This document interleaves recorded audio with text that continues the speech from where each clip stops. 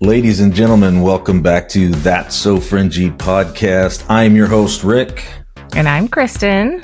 And we are back with another JFK Assassination False Flag Part 3. We're just excited to get this last part out to you guys because we've been building up on this. We've got a lot of good feedback about all of these episodes. And, you know, people are saying we just want more. We want more of these series. And so we're going to continue to do another series right after this one. And stick around after the episode. We'll tell you what we're going to do for our next series. We've got feedback from people, input from all kinds of people, and this is what has been decided on. Yeah. The people have spoken. That's right. The people have spoken. So we're going to continue in these series, but for now, we're going to finish up this one, and we've got a lot to cover. So we're going to jump right in because there's just so much. And, you know, you guys will remember we're going through the official narrative. We're also going through all the conspiracy type stuff. And we went over last time all of the angles and the directions of the shots and the who's and where were they and the wounds. And we're going to get more into the wounds tonight because, you know, after JFK went under that underpass, he went over to Parkland. And then there was a lot more stuff that happened after that. So we focused a lot last time on Dealey Plaza, but now we're going to get into kind of what happened after that. But first, I wanted to show you guys the Zapruder film. We talked about it in the last 2 episodes, but this time we're going to actually watch it really quick.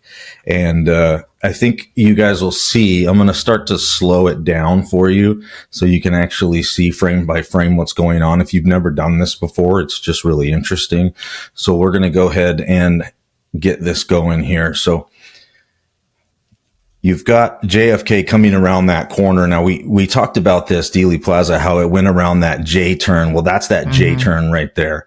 We talked about the significance of that turn on the entire route because it was like a coming back on itself, like a wraparound corner. That was the slowest that the motorcade was going through the entire route that they took. Yeah. So that J turn is right there.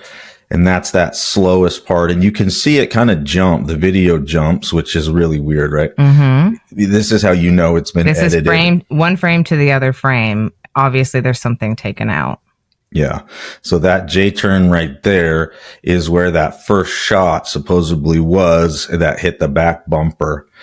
And so that would be right there. And maybe it was somewhere in there that they didn't want you to see a reaction of somebody or a sound or whatever it was, but that part got edited, as you can see there. And then as you go frame by frame, you get about to this sign right here. You guys see that sign. Now, we've mentioned this before in these series. We're doing a lot of visual stuff. You know, we're going to try to do our best to, you know, help you guys in the podcast listening world, right, to kind of see what we're seeing on the screen. So what we're looking at right here is he's coming down the street that he gets shot on, and there's a sign that appears. And for those of you that have seen the Zapruder film, you know he goes behind this sign and everything appears to be fine when he's on the one side of the sign. But when he comes out on the other side of the sign, this is where they believe the grassy knoll shot was hit in that throat shot, the one right above the necktie. We're going to talk a lot more about that shot, or that wound, I should say. Mm-hmm. So that would have come from Harrelson at the grassy knoll. So you can see his arms start to go up to his throat right there. That's what we've talked about many times. Mm-hmm. We showed the picture of that and everything. And so that's the point where you can see him putting his arms up. And then as you go forward a little bit more, you can watch Connolly, watch his face. It right there, you can tell he just got hit by something, right? His mouth opens up a little bit. Like and a surprise / pain look on his face. He makes like an anguish face right there. Something hit him right there. So that's how close together those shots were, because his shots came from that barrage, right? So if Kennedy got hit, so going back to the single bullet theory, right? If this is where Kennedy got hit and it came through his back, out his throat, and then hit Connolly. Connolly didn't react for a while. It was too long. If you look at the frames, the reaction. Yeah, exactly. You go backwards and you see Kennedy put his arms up right about as he's coming from behind this sign, which is at about 13 seconds on the Zapruder film. And then he puts his arms up. Now you can see Connolly's still facing forward right there. Mm-hmm. Mm-hmm. So Connolly hasn't reacted to any type of... So if Kennedy has been shot in the neck and he has a very clear, definite reaction, I mean, arms coming up to his neck and then holding him there for seconds. Yeah. Connolly would have had a reaction before that if that same bullet had hit him. Yeah, exactly. He's sitting here still just like... Yeah, he wouldn't have been just hanging out, looking forward like he is still, because that bullet would have gone through Kennedy right there. It's already gone. It's already gone. Yeah. If he's reacting to it, it's already gone. And so so the bullet's already gone. Plus his brain has processed, we've been injured. Then the arm movement going up, that bullet would have been through McConnelly at this point already. Connolly, yeah. And so you go forward a little bit more, and that's about where he reacts right here, a few frames forward, right there.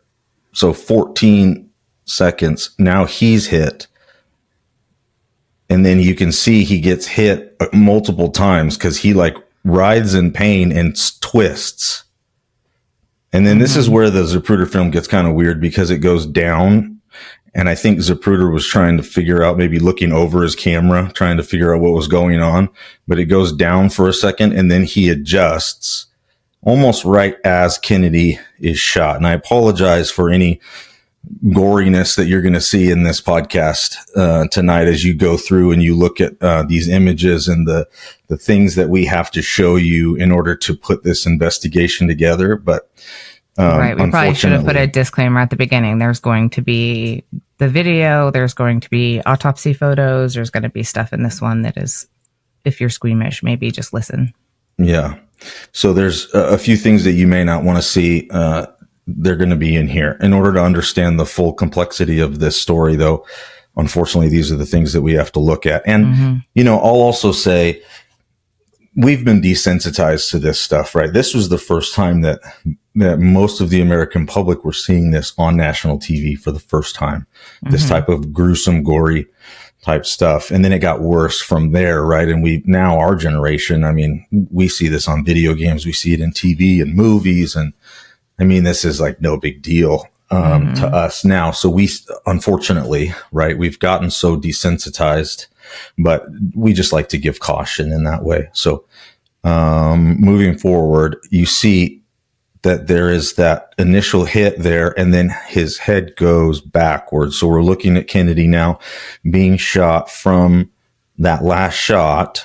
And I know we talked a little bit about the storm drain where we believe that shot came from. We'll talk more about that in just a second. But we wanted to show you this Zapruder film so that you can watch it in slow motion. The body mechanics of how Kennedy's body moves. So if they're saying he was shot in the back of the head from a sniper behind him, he would have gone forward, right? Yeah. And then probably slumped to one side or the other. In this film, it's very, very clear that his head went to the back and to the left side of his body. Right. Which is the opposite direction he would have gone had he been shot from the back. Yep. So he's back and towards Jackie. So that... Right, he almost falls into her lap. If he would have been shot from the back, he would have went, as Kristen said, forward into his own lap and landed forward. And the force of it would have likely knocked him not only forward, but probably into Connolly's, into that row of seats. I mean, that we're talking the force of a sniper bullet is huge. He would have, his whole body would have moved forward. Yeah, and when we get into the autopsy and stuff like that, you begin to see that the amount of fragmentation and loss of skull and those type of things are in the official autopsy is massive. Like, you would have seen so much more, and I hate to be graphic, but you would have seen so much more debris should the official narrative have been true. So anyway, I wanted to highlight this as well. This doesn't really have a lot to do with anything, but it is interesting to see, because a lot of people say Jackie was trying to get out of the car because she knew that there was a barrage. Some people are saying that she was going to grab something, and I want you to see why people say that. It's really hard to tell either way, because I go back and forth on it too. But the two theories are she was trying to get out of the vehicle and then was instructed by Secret Service to stay in the vehicle. And then the second theory is that she jumped onto the trunk of the vehicle to grab some brain matter that had come out of him. Which is weird to think at first, but then when you watch the film, you see she goes forward, she leans on this arm, and she goes to grab something right there. She's already pulled her arm back in. If she was reaching for the Secret Service agent, she would have reached forward and continued to try to grab his hand. So this is why people say he's reaching for her now. She was never reaching for him. Or he's pushing her. It's hard to tell. He's pushing her to get back in the car because he knows that getting out is not necessarily the safest. He's probably telling her to duck into the car. Exactly. So there's two theories. But either way, the funny thing that nobody talks about on this part is if he was shot from the back, she wouldn't be reaching onto the trunk to grab his brain. Exactly. She would have been reaching into the car because that's where it would have landed. Yep. Coming from a raised backward angle, it would have probably landed on the floorboard or on Connolly's lap. Who knows? But it would not have gone onto the trunk. Right. So there's just you can't really tell from the film itself, but it all happens really so fast. Those are the two options, which the official narrative is just, it doesn't hold water. That's right. Well, with that, at the end of the last series episode, part 2, we talked about where that shot had come from. And we talked about how it was from that storm drain area. This was the last slide that we had on the last one. And we showed that the motorcycle cop is actually looking down in that direction, and that the angle really fits with the direction of his head movement and the motion of his body. How his body mechanics would have gone. Mm-hmm. And this is actually a very popular theory among a lot of conspiracy theorists, but it gets watered down because the evidence is there, but a lot of people dismiss it because there's been a lot of preconceived notions and a lot of movies and a lot of books. And like we said, there's thousands of books about this day, and it can get really convoluted. But if you really look at the science and look at the angles and everything like that, we believe this is the one. And there's more reasons than one, because there's this guy. This is a shady individual. His name is Jack Allen Lawrence. And you'll see this motorcycle cop here in the bottom corner. He's looking down at this storm drain. I drew a line so that you can kind of watch where his eyes are going. And there's that storm drain. And he would have had full view of Kennedy's head as he came through there. They've done lots and lots of research on this. You guys can, after you watch this or listen to this, you guys can do a lot of your own research on this and look into this if you've never heard this angle before. But the storm drain shooter is this guy. He takes the famous headshot.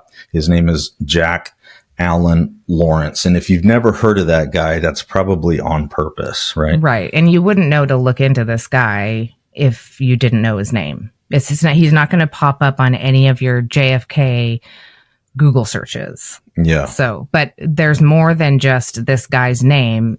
There is evidence that this guy was there in the storm drain. Yeah. In fact, only 400 yards from where the shot was taken, there's this storm drain entrance.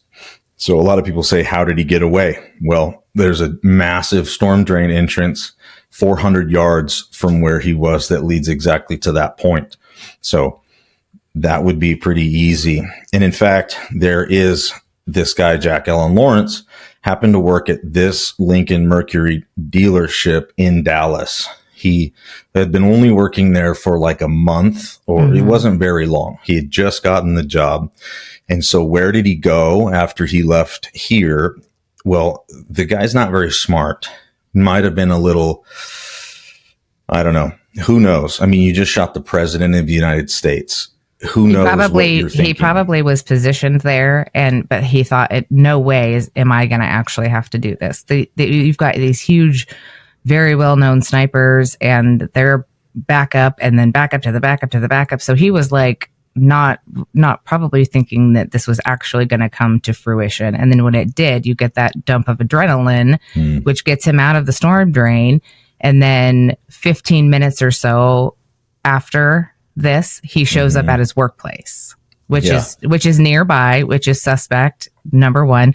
Suspect number two is the fact that he had just started working there, like not very long before this, like within a month. So he gets this new job at this Lincoln Mercury dealership, which happens to be with a 15-minute walk from run from wherever this drainage ditch lets out. Yeah. Right. So you've got this guy, he's covered in muck and mire. He's head to toe covered in all kinds of junk. He comes running into his place of work, and he is stumbling through, looking like he's physically ill, sick. You can imagine what it's like in the people area that saw him, obviously being in a drainage ditch, there's all kinds of stuff in there. It's not just water that comes every so often. There's twigs and mud and poop and all kinds of animal debris and dead animals. And I mean, if you've never been in a storm drain, they are disgusting and they stink really bad. So he comes out of there, makes it to his work. Everybody's looking at him like, what's going on? He rushes into the bathroom, throws up all over himself, throws up all over the bathroom. He's just a mess. He's like hyperventilating. He's like in really bad shape, and everybody's like, okay, like they don't really know him well enough to know like what would be going on. So they did end up filing a police report, right? Yeah, they filed a police report, and they were just like, what's going on with this guy? So they called and he wouldn't police. Talk to them. Yeah, he wouldn't talk to the police. He wouldn't talk to them. He wouldn't tell anybody anything. And this all just gets kind of blown over, right? Nobody wants to talk about it. Everybody just pushes it away. And then you find out long after the fact. I mean, we're talking years, 40 years later, when they start releasing some of these documents that they've released not that long ago, you start to find that there's this police report, and it's been classified. Isn't that interesting? Why would a police report that's just some random guy that maybe he was out duck hunting and he fell into a nasty bog, just random guy that comes into his place of work in this condition, why would this document be classified? Well, and there's no indication of any type of follow-up or any type of like what happened. Right. There's just this police report. And so is it him? Is this the guy that was there? It seems like it. It seems odd that on that day, there would be a shot that came from this storm drain. There's this exit 15 minutes away. This guy works. He's only been working there for like a month. Everybody thinks he's weird initially anyway, is what they said. And they also said that he came in throwing up on himself, covered in muck and mire, went into the bathroom, was being weird, wouldn't answer any questions. Changed his clothes. He put different clothes on. He had also, another thing that was relevant was he had borrowed a car from this place and had used it the day before. And he had called in sick to work this morning. And when he showed up, that was another thing that was weird. He had called in sick, and they were like, why are you here? And he was throwing up all over the place. So they're thinking, why are you here? What has happened to you? Why you're supposed to be home sick? Why are you here sick? Like, it was just a weird thing. And those people probably in that short of time didn't know that the president had just been shot in their town, like not very far away. So I think they did. Otherwise they wouldn't they have kept him there for longer? Or maybe they did and they just didn't tell anybody. Maybe the police got there and they were like, hey, zip it. Nobody's talking about this. Classified. Yeah, that's the hard national part. Security. Yeah, CIA swooped in and everything disappeared because national security. And because it's classified, right? Another interesting thing about this guy is he used to work for this guy, Jack Ruby. The plot thickens, right? Jack Ruby, for those of you that don't know, is the guy that shot Oswald in the stomach on national TV and put him down, covering up the whole thing. Because if you don't have Oswald and you're pinning the shooting on him, but you don't have him to, dead men tell no tales, then you're good, right? And who knows if that was the plan all along or if this was another one of their contingencies. But Jack Ruby was a really weird dude. His name is Jacob Rubenstein, actually. Jack Allen Lawrence worked for him at one of his clubs. And who was he? Well, Jack Ruby is from an Orthodox Jewish family. He grew up in Chicago. He had a very young, violent childhood. His parents were violent to him. They were violent to each other. And he was then subsequently violent to everyone else around him. So much so that he was put into an institute called, then this is really cool. I didn't even know that this existed, but the Institute for Juvenile Research. That used to be a thing, apparently, back in the day. They were doing juvenile research, which I think is interesting with all the stuff that we talk about. And then his ties to the CIA later. You find out that Ruby's tied to the CIA. And you're like, what is this Institute for Juvenile Research about? Like, what do they do there? Are they training children? Research juveniles? I'm sure it's all innocent, Rick. It seems very interesting, but he also has ties to the mafia. These guys, Sam and Joe Campisi. A lot of people said, well, Ruby doesn't have any ties to the mafia. Come on. Yeah, but Jacob Rubenstein does. Yeah, exactly. That's right. Yeah, no, he doesn't. But Jacob Rubenstein, that dude's a dirty, filthy animal. He's doing prostitution. So the theory is that this guy grew up in Chicago. He knew these guys from his childhood, and these guys were the Sam and Joe Campisi were lieutenants for this higher mafia boss in Chicago. And so the theory is that when he was up in Chicago, he made these, these ties back and forth with the mafia, and then they actually sent him down to Texas, because now he's in Dallas, right? Sent him down to Texas to set up all of these nightclubs and run prostitution and drugs. And this is how these CIA agents and all these guys get paid off. Is they're like, come to Dallas, do this small job for us, and you can have all these women and all these drugs and all this stuff. You just got to do this one little thing, because everybody just has one little job. Yeah. So that nobody can basically spill all the tea. Everybody only has a piece of it. So that's what this guy did, is he basically provided all the fun and entertainment for these guys, because they're getting money, but they also want other things when they come to town. And the cops, right? All these Dallas cops, not all of them, obviously, not to put Dallas police officer names in the dirt. That's not what we're trying to do. But we all know that there's dirty cops. We've all seen those shows, right? We've all seen those crime shows where you find out that it was the cop that was the problem. We're not dumb. And so they had a hand in it, but there was a lot of police officers that were involved in the research they found. They were just going there and hanging out at his clubs, and he was providing prostitution and drugs and maybe even information sometimes. Maybe he was on the books as an informant sometimes. Who knows? But that was Jack Ruby. Right. So just to button this whole part up so we can move on, because there's so much information. The guy that we proposed to you guys was in the storm drain that actually is the one that shot Kennedy in the head. He was formerly working for Jacob Rubenstein, who is this Orthodox Jew, whatever you want to call him.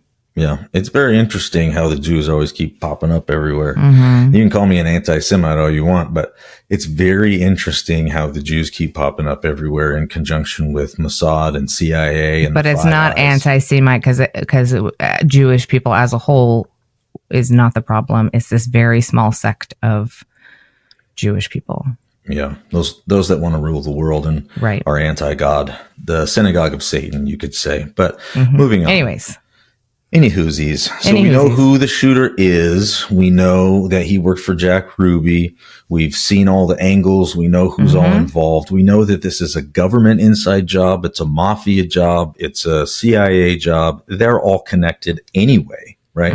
In 2024, you've learned that by now. They've been connected for a long time. There's been this deep state, and then there's been these others that have been trying to get rid of the deep state, and it's been a battle this whole time. And so in order to understand kind of where this goes afterwards and where the conspiracy gets really weird is in the medical assessments, because the Parkland doctors and the Bethesda doctors are saying two different things. So as we said before, these are graphic pictures. Please, if you have children watching or you don't want anybody to see this, please tune out now. But if you're just listening, here we go.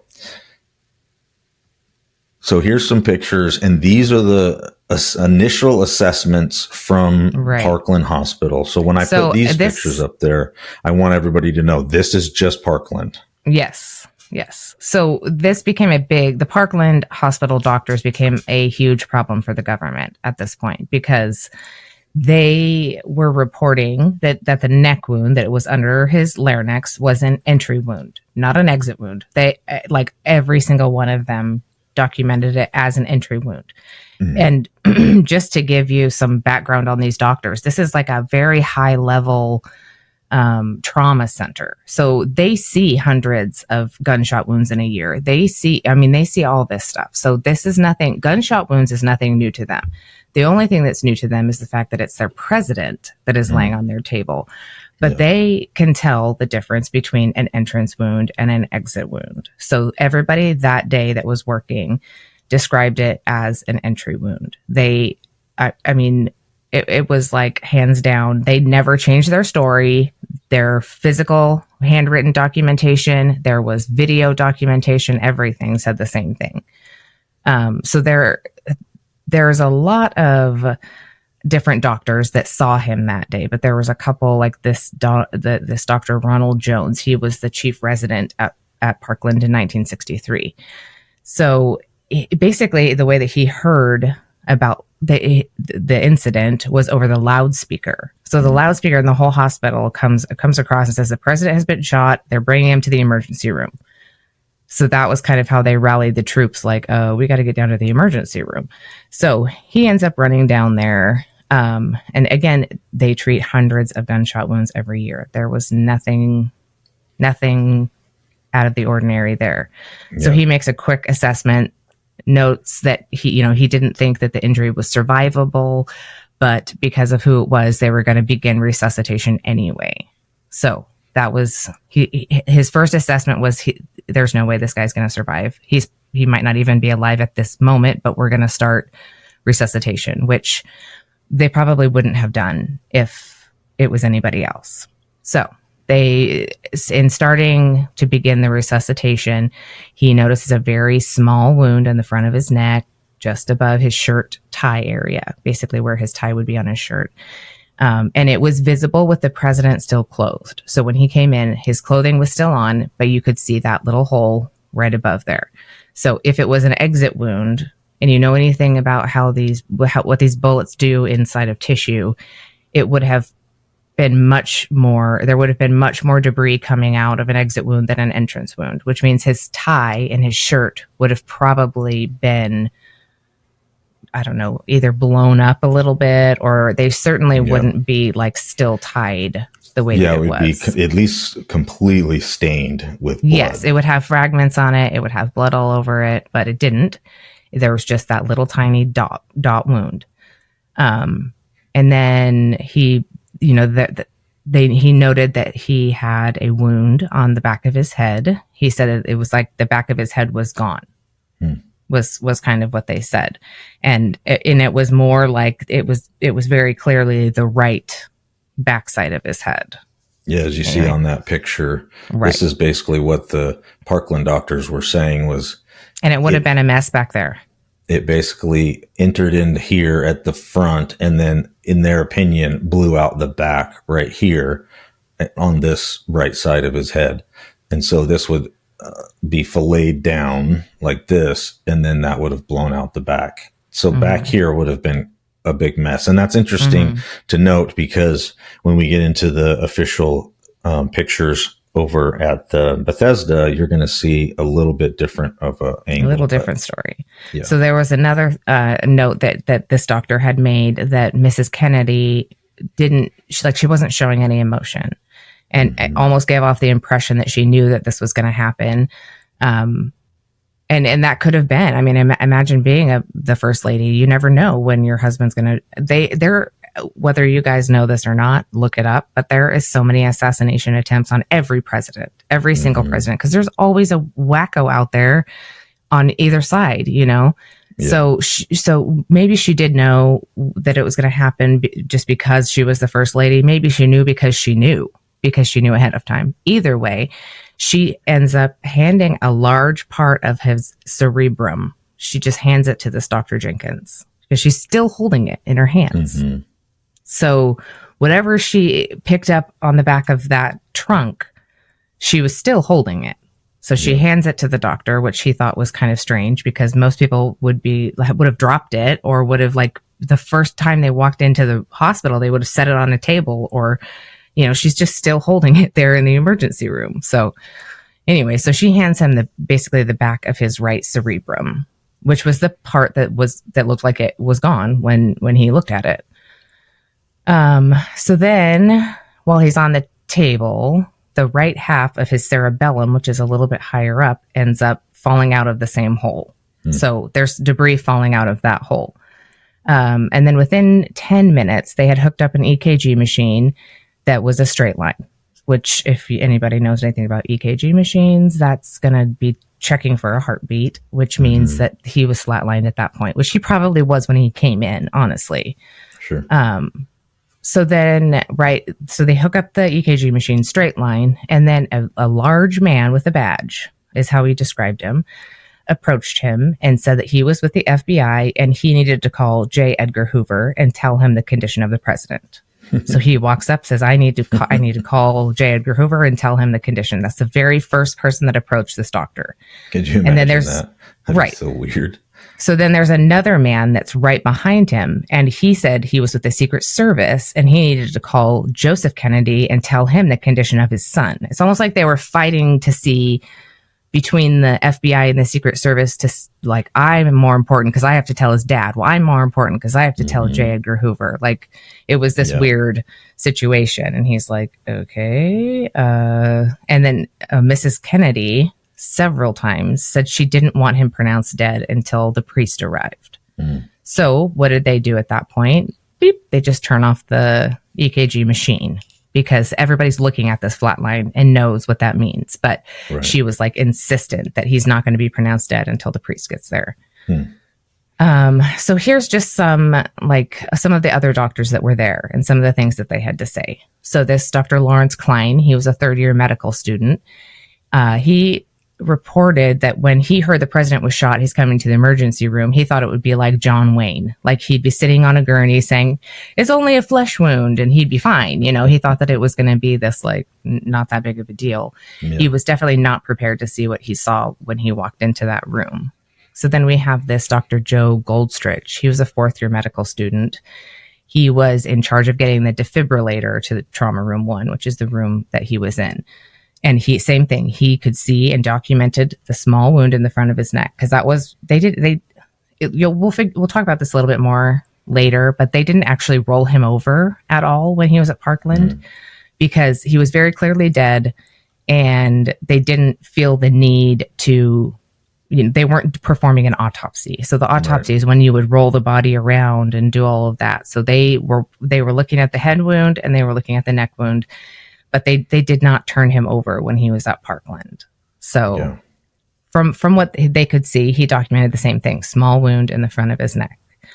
Then there was this other Dr. Kenneth Salyer. He was a first-year resident. He said there was no movement or expression on his face, and his eyes were open and fixed. So those are those are things to just keep in the back of your mind for later on when we kind of dive into some of this. So there's this other Dr. Robert McClelland. He was the assistant professor of surgery, and he explains that Dr. Jenkins was holding Kennedy's head, and he quietly, turns to Dr. McClelland and says, "Last rites, last rites." So they knew the gravity of what was going on. And then once the priest arrived, he read the last rites, and he leaned into Kennedy and said, "I forgive you of your sins." And so then at that point, Mrs. Kennedy asked a question that they couldn't hear, like the doctors were too far away, and she leaned into the priest and asked him a question. But then the priest said, "I've given him conditional absolution." And then Mrs. Kennedy, they said she made like a grimace, like kind of a pained look on her face. So Rick, what is conditional absolution? Well, I mean, for a Catholic person, what does that mean? I think she was looking for him to say that that he was okay, that he was going to heaven, that he was okay. He had done enough. And this is the really weird thing about Catholicism, and don't hate me for any of you Catholics out there. There's a lot of things that don't line up with the Bible, plus the Roman Catholicism thing and being connected to Rome. And there's so much that, if you're a Catholic, I love you, but there's a lot of things that are just, we need to talk about as friends. But for these last rites, basically, for this guy to lean down and say, "I forgive you of your sins," first of all, he's a man. He can't do that, which is very interesting that he would even say that. But that's kind of what they believe. And these are some of the things that I don't agree with. And I've said on other podcasts, you don't say or call anybody father. It's clearly in the Bible, but they do that all the time. So she's waiting for this priest to come in because he was Catholic. His family is from Ireland, Irish Catholic. And so, he was giving those last rites, and he didn't give her what she wanted to hear, which was that he was going to heaven.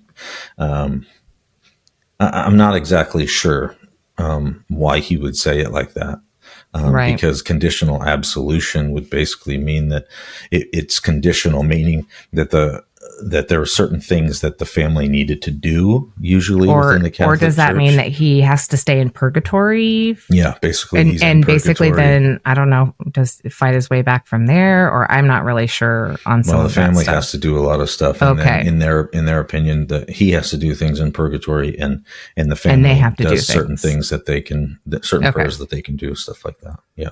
Okay, so the priest, tells her, I've given him conditional absolution, and then she did what they call a ring ceremony, where she took off his ring and put it on herself, and then she took her ring off and put it on him. So she exchanged their wedding rings, and then the doctor said she, stood at the foot of the bed for a little bit, then she leaned down and kissed his bare foot and left the room, and that was it. So then, of course, the medical staff then meets upstairs. They're in the operating room lounge and talking about the case. And this Dr. Perry was summoned to give a statement to the press. So he reports the 2 gunshots, one to the head and one to the neck. So the one on the back of the head is an exit wound, and the one on the front is, so they're saying, the Parkland doctors are saying, the head wound exit, and then throat wound entrance, which would mean there's a shooter from the front. And because they both to have an entrance wound on the front here and an exit wound in the back means both shots came from the front. Yeah, which was not going to fly with the authorities, because that was not the agreed on storyline. Yeah, they had a narrative they got to stick with, right? So he reports those 2, which there's clips of it you can watch. And the Secret Service then, after that, changed the verbiage to a fatal head wound. And there was really no more talk about the neck wound at all. It was basically just that there was a fatal head wound. And that was all they said. They didn't say where it came from. They didn't say where the head wound was. They didn't say anything. Just a blanket statement.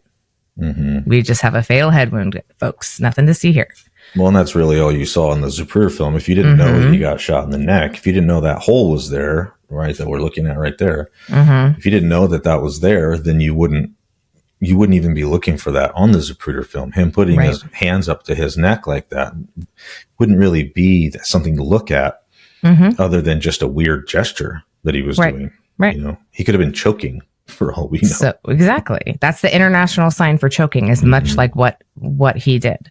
So then we have this Dr. James Carrico. He was the surgery resident at the time. So he was actually the one that was able to go in and intubate. So several people had tried to intubate, which means that they're going to insert a tube into the trachea to provide artificial breathing, whether it's from a machine or those bags that you see people use. Those are both just artificial breathing for you. So in order to do that, you have to essentially cut. It's always a straight line, straight across, and it goes into the trachea there. So he's basically got a gunshot wound through the trachea, because that's exactly where that shot landed.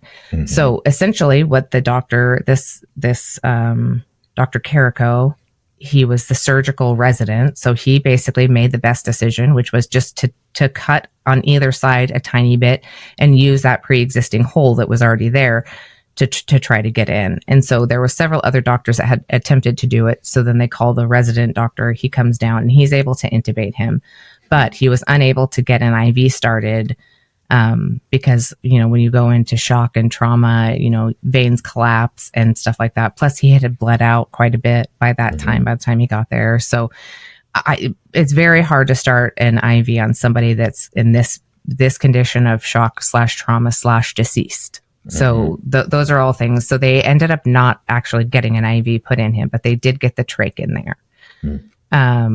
So then there was this Dr. Malcolm Perry, and he was one of the attending surgeons, and he was technically the lead surgeon who treated Kennedy.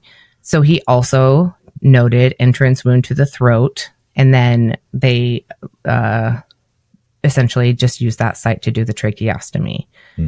So then there is a Dr. Donald Selden. He was the chief of medicine. And his main takeaway was that he was surprised at how frantic the Secret Service seemed. They had, like, their eyes were darting all around. They had machine guns. Mrs. Kennedy had flecks of brain matter on her dress. She's in a state of shock, or, you know, it was just this. He said it was the weirdest feeling in the hospital that day, because it was very, like, some of these Secret Service guys were probably still on alert. Like, somebody just killed our president. You know, they were probably genuinely shocked. Like, what do we do here? Even though this is literally what they're trained for. They're literally trained to protect the president. And here's what you do in the event of an assassination, or in the event of an attempted assassination. Right. And this is probably not the first time they've had an attempted assassination, because it happens very frequently, much more frequently than I ever realized. Like, I just read a thing that Melania Trump was, she ended up, somebody tried to, like, poison her by putting some kind of substance on the outside of her nail polish bottle. Like, it's insane the amount of stuff that these people do to these presidents. So anyway, but it was a very weird, because you probably got the Secret Service guys that are still trying to protect the president. And then you have the Secret Service guys that probably know that something is going on that's above their pay grade. Yeah. And so they're kind of looking around for, like, okay, we know what to do officially, but this is not an official situation because we know something else is going on here. So maybe that was some of the confusion that everybody felt. I don't know, but it was a very weird. Yeah. Very, very weird. It would be. I mean, if you think about it, your job is to protect this guy, and you just failed, and now you're kind of in shock. You don't know what to do. You don't know where to go. And if your training is good, then it shouldn't really matter, and your muscle memory should take over. But who knows? Who knows how good the training was back then? You know, I've seen documentaries and things that said that the Secret Service training back then wasn't very good, and there was only a few guys. Not very many, just like a handful of guys. There was no way they could have adequately secured that area. That most of them were like, this is dumb.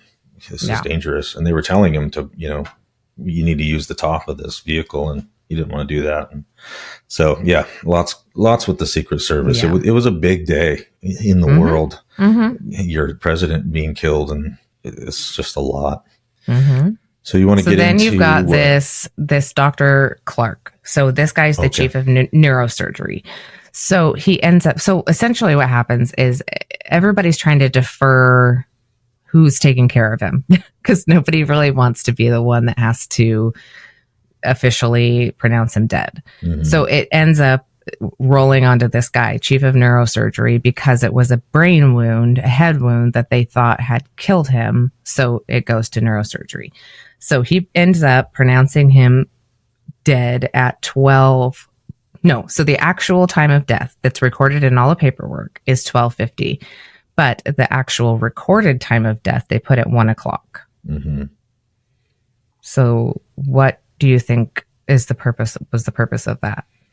Well, I think that we might have was mentioned that in the because first so one. they could do the last rites in between? So if they pronounced him, or had they already done the last rites? Well, I think that they were waiting for the priest, but I think also Lyndon B. Johnson had told them to wait because he wanted to get to the airport. Apparently, that's because he wanted to be sworn in on the plane. Essentially, yeah, he wanted to get on Air Force One and get out of there. I mean, Mm-hmm. LBJ, we know you were in on it, fool. Come on, we know that you were in on it, and we'll talk more about that later. But he wanted to get out of there.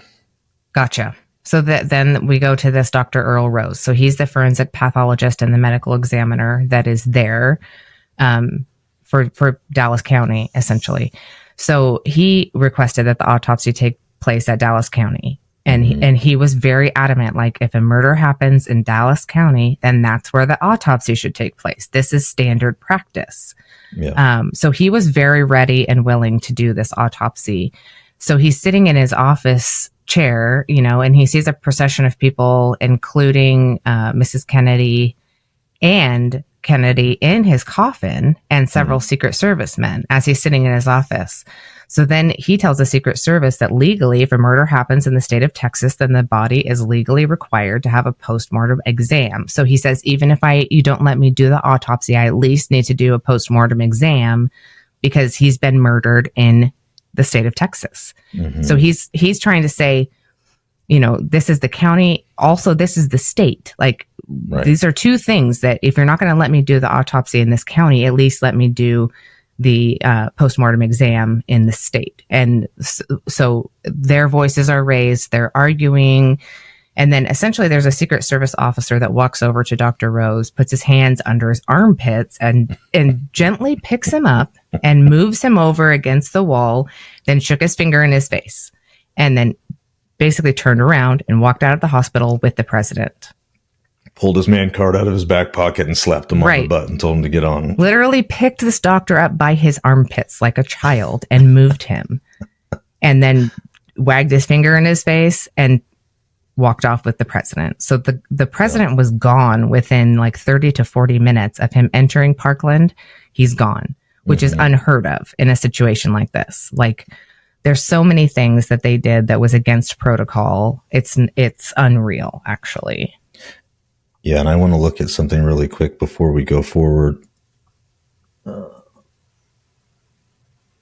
Also, if you haven't noticed, Rick doesn't have any hair. He's fine. He was not a burn victim. He is not on chemotherapy. He just decided to shock everybody and shave everything off of his head. He does still have eyebrows, but for now, we don't know if those are going to last. I'm in disguise, guys. Don't worry about it. He's deep underground. I'm undercover. He knows he's on a list somewhere, so he's like, I got to change it. You got to change it up. You got to. So this guy's not on the watch list. I'll tell you that. Nobody's scared of this guy, babe. Nobody's scared of this guy. That's cute. Let's see. So this is what I wanted to show everybody: the tale of two caskets. Right? She's talking about him being in the casket. This is the casket that they're talking about. The one that that you guys are looking at. On where my cursor is, that would be on the left. On the right side or on the left? On the left. He's in a plain metal-looking casket when he leaves the hospital, right? No. So he leaves the hospital in a beautiful casket. Yep, he leaves the hospital in this mahogany-looking wooden casket. Mm-hmm. And this is the casket that this picture here you're seeing. This is Jackie Kennedy and his brother. Bobby Kennedy taking him off of Air Force One. So this casket was taken to the airport, and then he was from Parkland to the airport. And then this casket was loaded onto Air Force One, and Jackie Kennedy actually went into the back and basically just sat there with the casket for the whole flight home, except for when LBJ wanted her to stand next to him during the swearing in portion, which I thought was odd, but it is what it is. This casket over here, the other one on the right-hand side, that looks like a very plain kind of military-esque. This is what a lot of the bodies were coming back from Vietnam in these type of boxes, these caskets draped in. These are very military, medical. Everybody knows these type of caskets. Very simple, very plain. That day and age, if you were in the medical industry, these were very common for moving bodies point A to point B.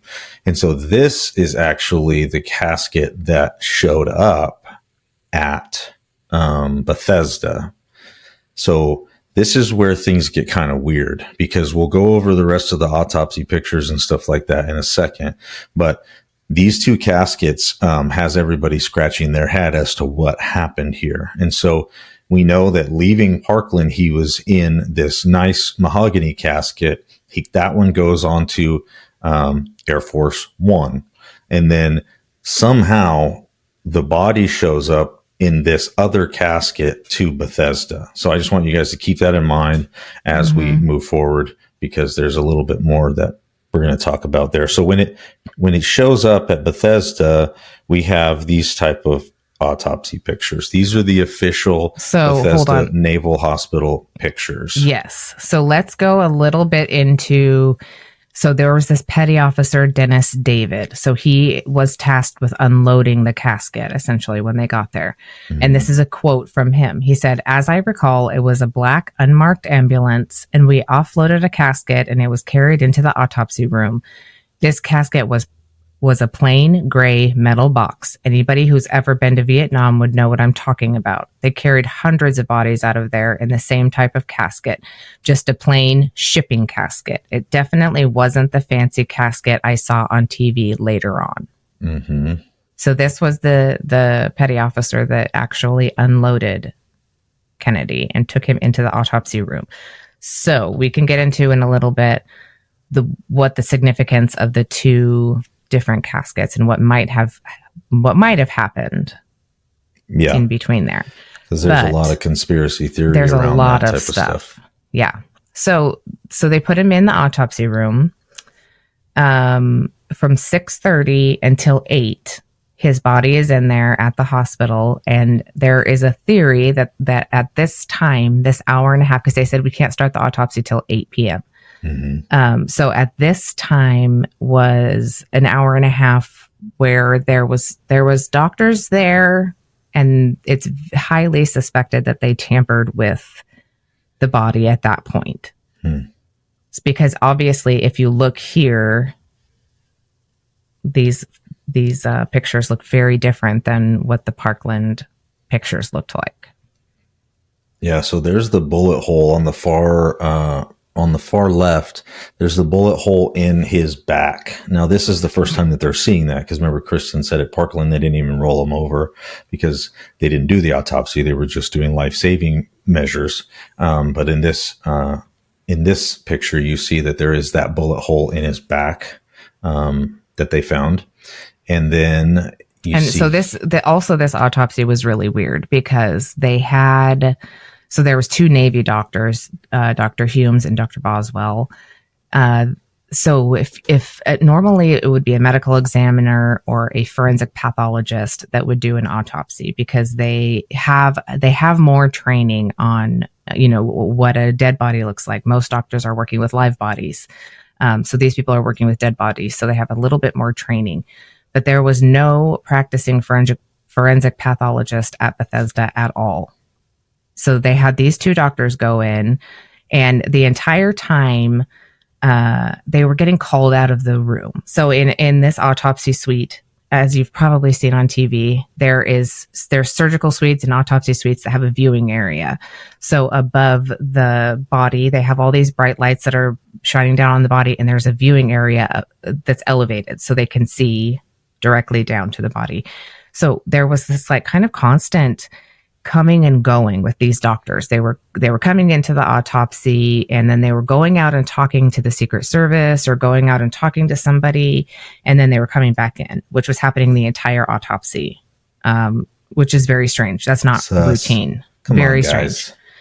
Although you don't have to scrub into an autopsy the same way that you scrub into, a live patient surgery, there's still a method of cleanliness that, you don't walk in and out of the autopsy suite a bazillion times when you're doing the autopsy on the president. So everybody thought that was a little bit strange anyway. Yeah. And neither of these doctors, right. The military be in charge of it instead of doing it. There was really no reason to rush him back, right. Unless there was just more of a threat. But in that case, it would be a good idea to get LBJ out of there, but you don't really have to rush the president out of there. I guess, one could argue that they just wanted to get everything back into Washington, D.C. area so that they can take care of it and all of that stuff. That's great.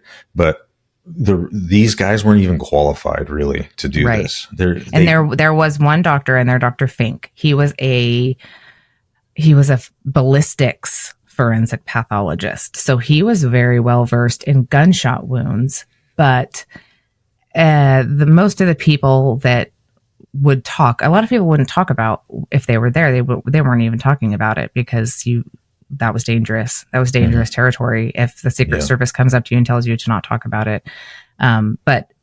So using Navy doctors or military doctors, another thing is that they're under the control of the military industrial complex. So not only are you do what your higher ups tell you to do, but they also threaten them with, a court martial or, there's ways that they have of controlling these doctors in a way that these Parkland doctors didn't have. So like what's the worst is going to happen for a regular doctor if they buck the system and decide they don't want to do what they're told? Well, they might get fired, but they're not going to get put in jail. They're not going to get put in or the brig or whatever. That's for dereliction of duty or right. That's just an order, not how it works. Like but the military being in control of these doctors is a very different story as far as who's controlling. So who's controlling the military industrial complex? Well, the federal government. Yeah. So it all comes back to them being in control of this entire autopsy, which was a very weird. Some of the lower guys that were in there did talk a little bit. There was especially that one petty officer. He did come out and say like, this was weird. This was not routine. There was nothing about this that was routine. So anyway. Yeah, these pictures just show you that it doesn't even make any sense. The angle's off, right? We saw the front of the side of his face fillet back from the Parkland doctors and their pictures that you got from there. And then you also have pictures, the video, the Zapruder film where you saw that side of his face. Very clearly it was the side of his face. But then these pictures that they're coming up with at Parkland are very weird because it's showing the top of his head popped off. Remember at Parkland, they were saying it was this back bottom. It was the right cerebellum. Yeah. In fact, there's so many pictures on the internet or film that you can see these doctors in the interview. They're saying very distinctly it's in that back bottom corner. They even drew it several times. The surgeons, the guys that were there, they drew it. They put the hole in the front temple and then the back bottom of the head. And if you look at these pictures, these official autopsy pictures, they're showing the skull popping off at the top. And then they're showing back here, which happens to be the right back side of his head where Parkland said, it was gone, right? And things were falling out of this section. Well, he's got a full head of hair right here, and they're working with, brain matter and stuff up here at the top where their hands are. Right. And so there was this hospital corpsman, James Jenkins. So he was in there for the autopsy, and he said at 8 p.m. the autopsy began and the brain was taken out and there was no bullet fragments at all in any of the brain tissue, which would be unheard of. If a gentleman was shot in the head, there would be fragments of all kinds of things in there, but there would certainly be some bullet fragments, I would think. Mm-hmm. So was the brain removed between 6:30 and 8? Was it a different body? Who knows? We have some theories we're going to go over at the end. But so then this Dr. Humes essentially goes, oh, the brain fell apart in my hands. Like all of a sudden, he was like shocked that the brain was falling out the back. But we already knew from the Parkland doctors that the brain was already gone. It was that whole side of the brain was already gone. It had fallen out on the table in Parkland.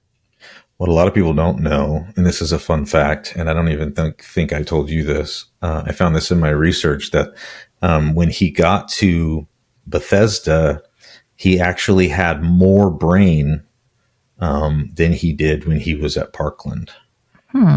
Strange.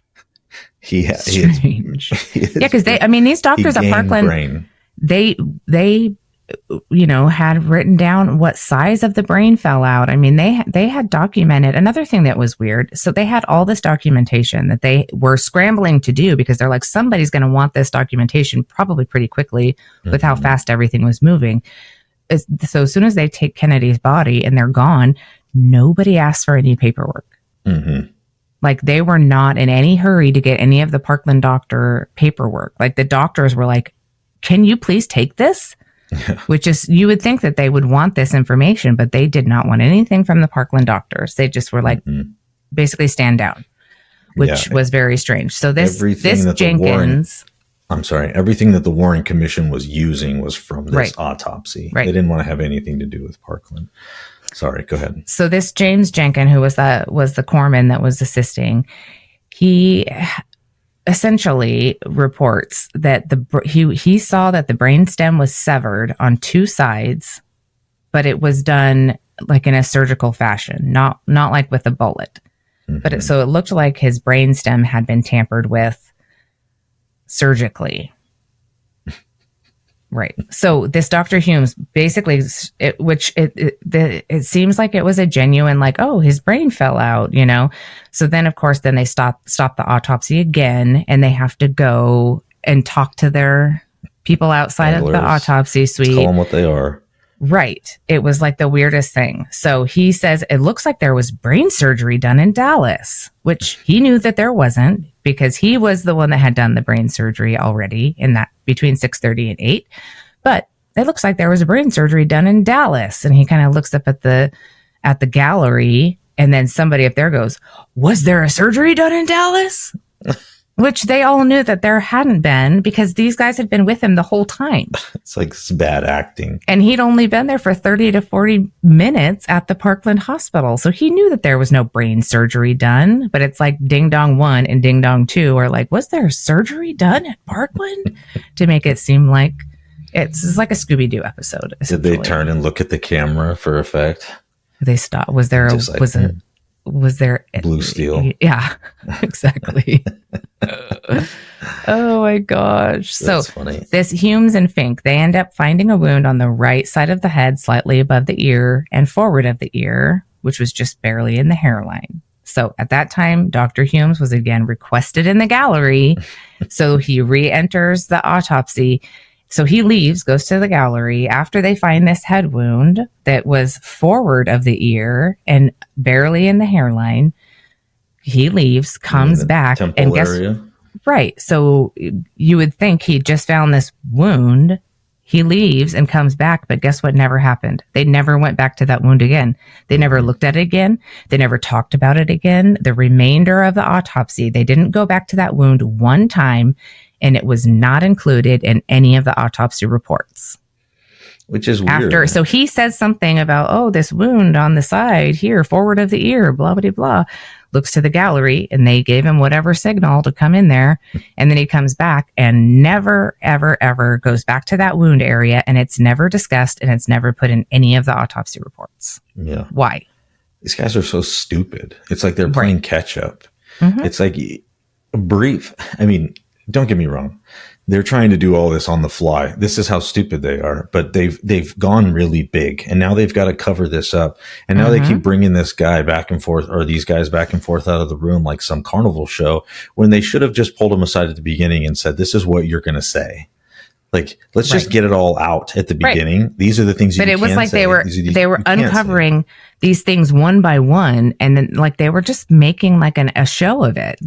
And honestly, if you know what these people do, it was probably they were trying to cause confusion amongst everybody else, because this was not a normal situation. So everybody was a little on edge anyways, but I think they were just trying to cause chaos, which is what they do in these false flags. Is the more chaos, the better.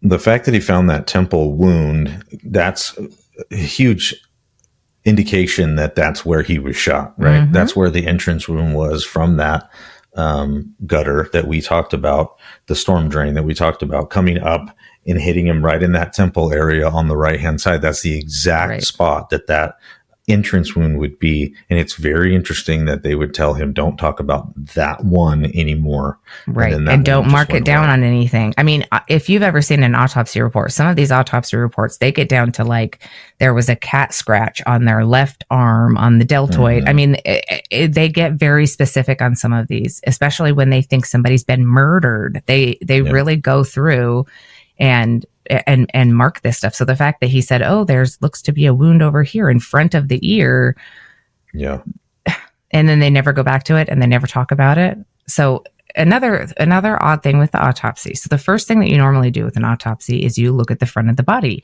you make your notations, your measurements, and then you turn the body over and do the same thing. So when they turned the body over, they found that entrance wound to the upper back.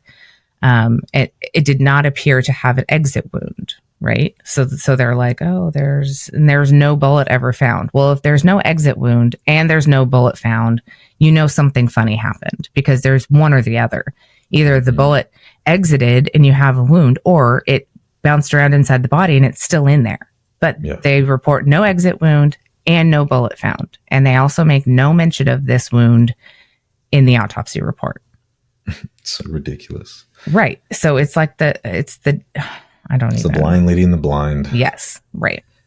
So this Jenkins, who was the corpsman, he reports seeing the neck wound as soon as they unwrapped the body, but they were told not to worry about it because it was just from the trach. Don't worry about that neck wound. That's where they put the trach in. That's it. Yeah. So they're just like, you don't even have to examine. So they did, guess what, as good autopsy people would do, they just didn't examine it. Yeah. No, you're still going to write it down. You're still going to mark it down, because this is the condition that the body was given to you in. So, but they didn't examine it. They didn't put it on anything other than it just being, this is the tracheotomy site. Yeah. So the Parkland hospitals didn't know that there was an entry wound to the back, because remember, they hadn't flipped him over. So they're going back and forth. So then Bethesda reports that the neck wound was an exit wound for the upper back wound. Because they're like, "Oh, well, he got shot in the back and it came out the front. So this tracheotomy site, even if it's got to be the exit wound."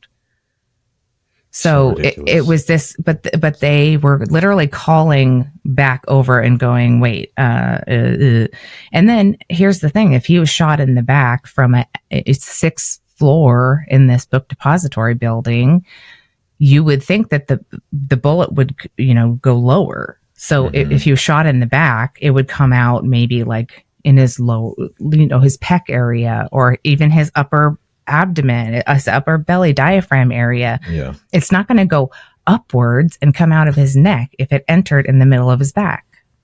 Like that doesn't make any sense, but this is their official story of what happened.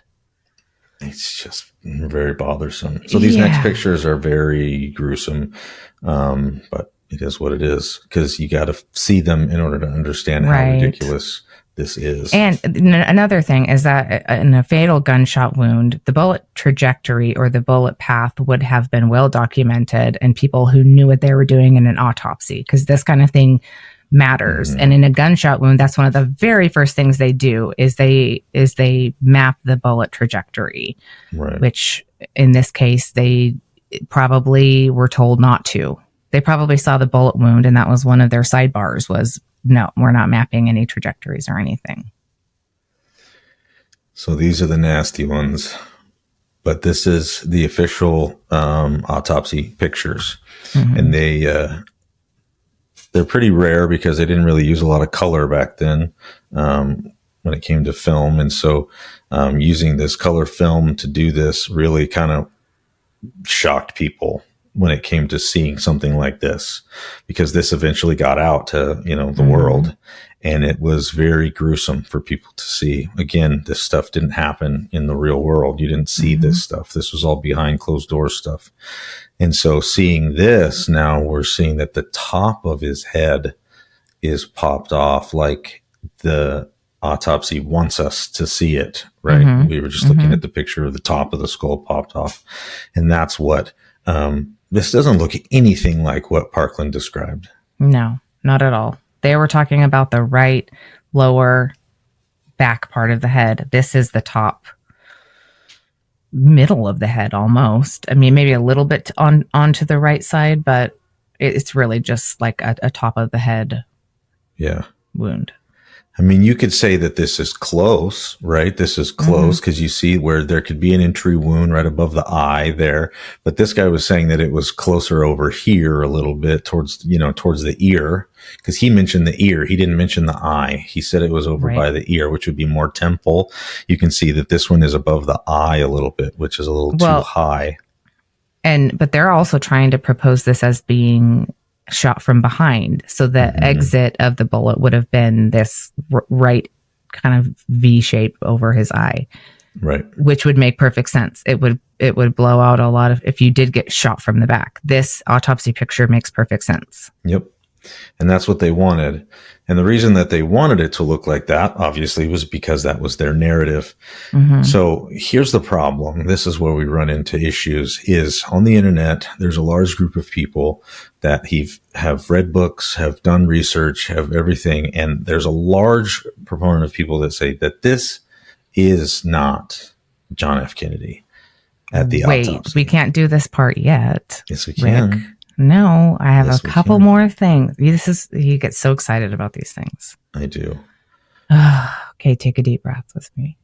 All right, we'll go through your things. But so a couple more things. This Dr. Humes, who was one of the military doctors, he had a very weird interview where they asked him about the autopsy, and he said the scene in the autopsy room was somewhat like trying to do delicate neurosurgery in a 3-ring circus. So it was very chaotic, which is not normal for an autopsy. But I really want to point out this Dr. Michael Baden or whatever. He's got a TV show. He's bad, in my opinion. So he's now like a famous, like one of the biggest, forensic pathologist autopsy doctors. He has like a whole autopsy TV series. So he's the chairman of forensic pathology panel for the House Select Committee, which Rick is going to probably go over shortly. But he's part of this House Select Committee, and he notes in his autopsy, so he's going off of the photos and the written autopsy information from Bethesda. He says he doesn't have the information from Parkland in one interview. And then in another interview, he says he does have the information from Parkland. So we don't really know whether he has that information or not. But we do know that he's basically going on the official autopsy, which is this gentleman here. And he says that there was no damage to the right cerebellum, which is a 100% direct contradiction to what all of the Parkland Hospital doctors had to say. Yeah. But if he's only looking at the official autopsy photographs and paperwork, there would have been no damage to the right cerebellum. Look here, it's all intact. Yeah. So, Rick, you probably want to get into the Warren Commission a little bit. Yeah, so the Warren Commission was this commission that was set up, and I think I mentioned this in the other in our part 2. Yeah, I think we did talk about it a little bit. But briefly, the Warren Commission was set up by LBJ to look into this. And the Warren Commission came up with basically this whole official narrative that we're talking about. But you have to remember who all is part of the Warren Commission. Right. And LBJ writes that he chose 7 men that must be above reproach, and their conclusions must be above suspicion. This was a very famous quote from him. But one of the 7 on this committee, which is very interesting, is Dulles. Yeah. So, Rick, yeah, who Alan was this Dulles character? Well, we talked about Alan Dulles and how he was the head of the CIA back when the whole Bay of Pigs thing was going on, and that was what got him fired, right? Lying. So he's fired by Kennedy. Yeah, correct? Lying to Kennedy and misleading him and all of those different things. Kennedy let him go. So the fact that this guy is on here is such a huge conflict of interest, in my opinion. Mm-hmm. He shouldn't have even been on there. He has an axe to grind, so to speak, with Kennedy, if you will. Not to mention, he says, these men must be above reproach and their conclusions must be above suspicion. Well, you're going to put a guy on this panel who just got fired by the guy that's dead. Yeah. For that lying doesn't seem to above him. Reproach or above for lying suspicion. to him and misleading him. Right. Yeah. Right. All of these guys that go on there are snakes, and you just know that because one of them becomes a president later on. Mm-hmm. All of these guys are just, you can look into them. We don't need to go over the Warren Commission a lot because most of it is garbage. Mm-hmm. That's the problem with the Warren Commission is if you go through and read all of that, you're going to find some hidden truths here and there, but most of it is garbage. That's the official narrative because they wanted to go into. The commission did interview some of the Parkland doctors, supposedly. Mm-hmm. And these doctors basically got together with each other after 20, 30 years after the fact. They ended up finally feeling comfortable enough talking about it. So they did confirm that the commission did interview some of the Parkland doctors, but they all verified that they believed that there was an exit wound to the back of Kennedy's head and a separate entrance wound to the front in the throat. So they stuck with their story the whole time. The Parkland doctors talked to the commission and they all said the same thing. They had the documentation. They had the video. They actually did video recordings of some of these giving their testimony. They did written testimony. They did everything. Yeah. So, Warren Commission and then really it was this Arlen Spencer who creates that single bullet or the lucky bullet theory that we were talking about. Mm-hmm. Which I don't think we need to go over again, but so here's a quote from John Connolly really quick. So this is obviously after the fact, but this is a direct quote from him. This is the guy that's in the car with Kennedy when he gets shot. He says, quote, "To me, it's just inconceivable that the first shot that went through his neck entered my back. I don't believe that. I won't believe that. They can't run enough tests to make me believe that." Yeah. I mean, that guy was there. Right? I think he would have something to say about it. Yeah. Right? He was there. He got shot 3 times. The guy knows something about something. He was very adamant that he was there. He said they cannot run enough tests to make me believe that.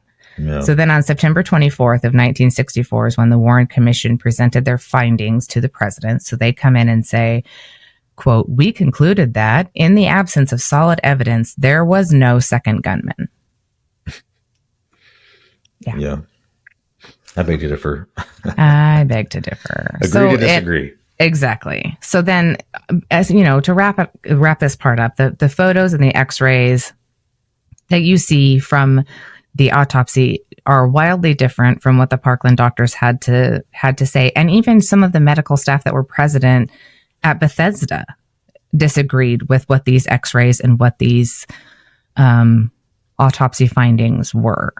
Yeah. And so the Parkland doctors, they tried to speak up. They tried to say these photos do not reflect what the president's body looked like while he was in our possession. This does not reflect. I mean, they were being very nice about it because you don't really want to fight with the military, right? Yeah. You don't want to they knew that there was nothing that they could do about it, but they wanted it noted that this is not what his body looked like. So this Dr. Michael Perry, who was the attending physician at Parkland, he puts, and I quote, "I noted the wound when I came in the room, which is at the right posterior portion of the head."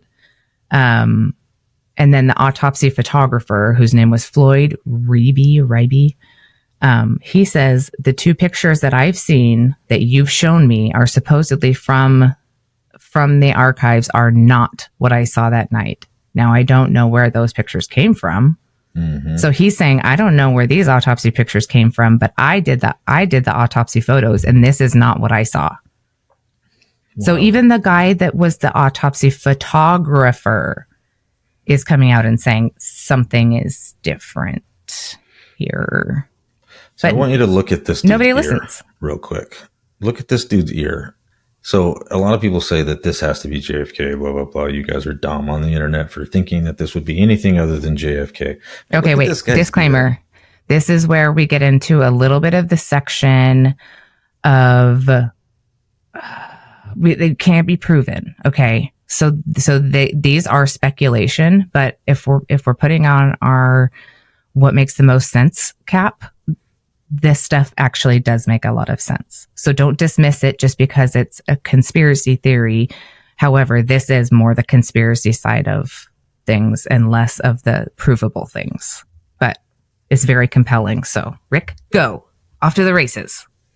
So if you look at this guy's ear and his neck, you'll see that it just kind of looks weird. Can you see that, Kristen? How it looks like his face has actually been pulled back. It does, yeah. Over his ear right there. Right. And then if you look at his neck, there's a very distinct line going right here where it looks like, and it goes up underneath his neck or underneath his ear right there.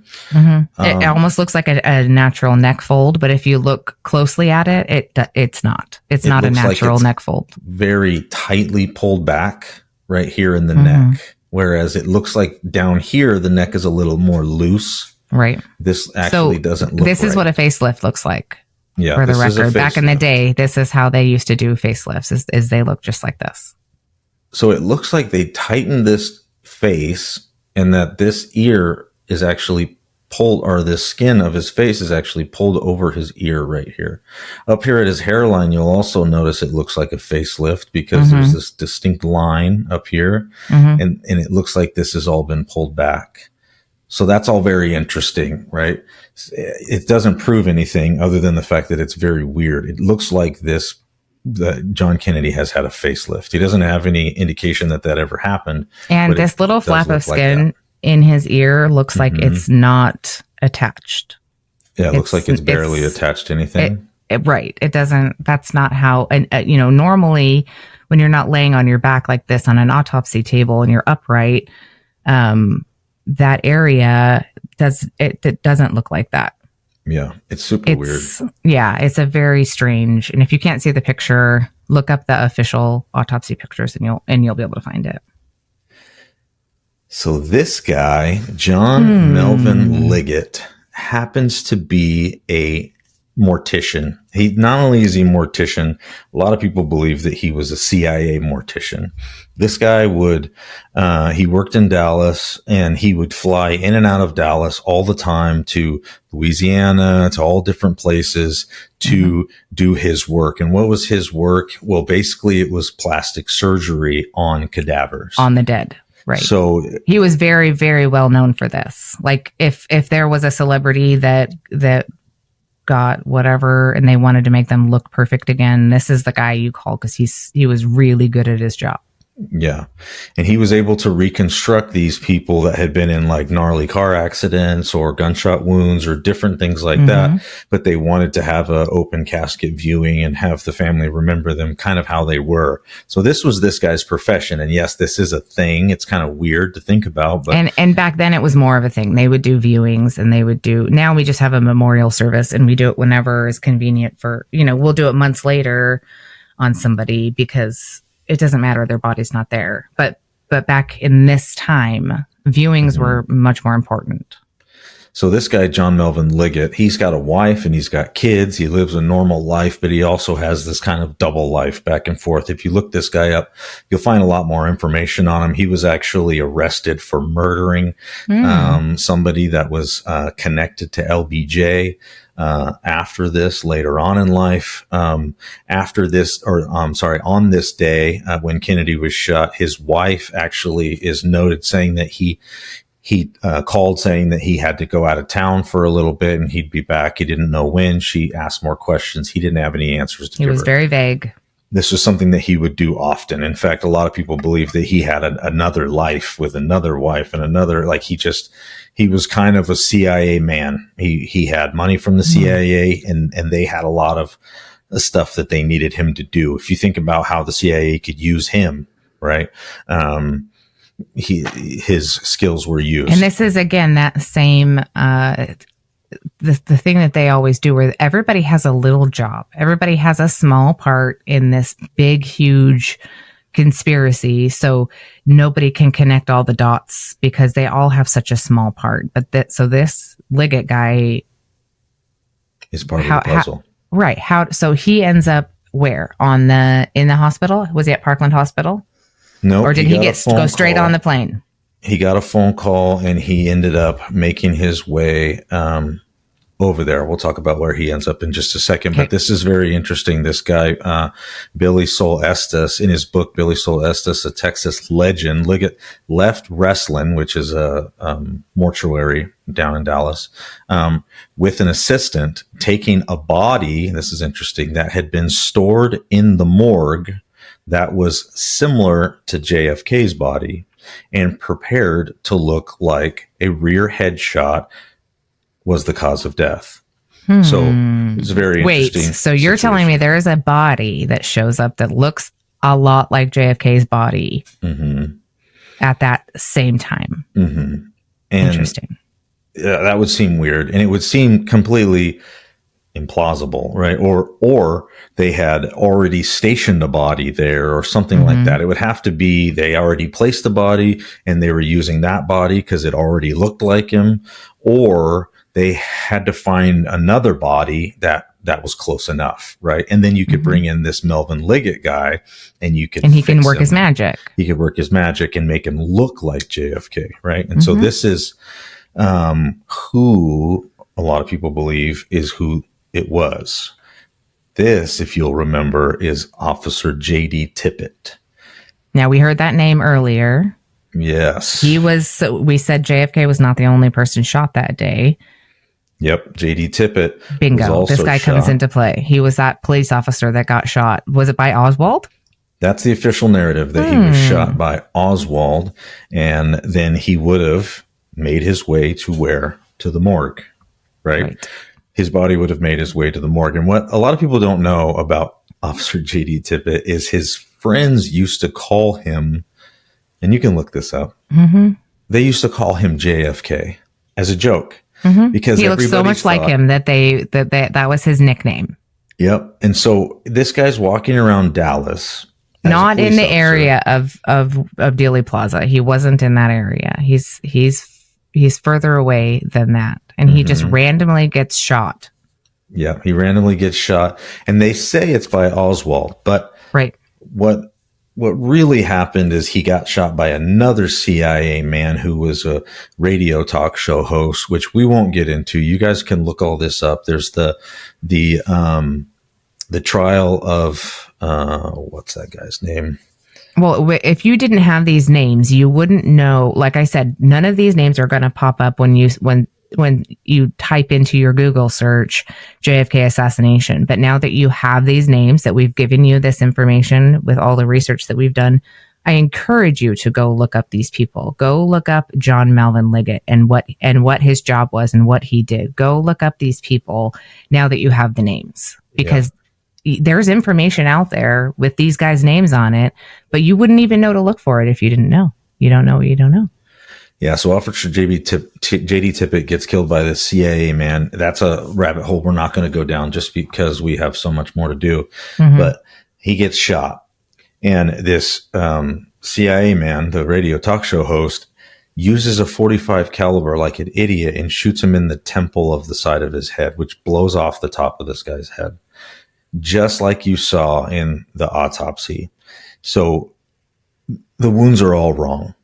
This is not what he was supposed to do. Now, J.D. Tippit, if you go through his autopsy, you'll find he had the same gunshot wounds that the president had, because after he shot him in the head, he gave him the same gunshot wounds that he needed in order to make the bodies match. In order to make the assassination from where they said it was happening to make it work. So The body of JD Tippit being available makes it very easy for them to then get to the place where they can take over the body to a place where, what's his name? John Melvin Liggett can get a hold of it. And once he gets a hold of it, then he can do his magic, which is what he does. But he does so on the, what's it called? Air Force 2. I find it very strange that a police officer that is nicknamed JFK because he looks so much like him happens to get shot on the exact same day in the exact same town that JFK gets shot in. Like, that's weird enough as it is.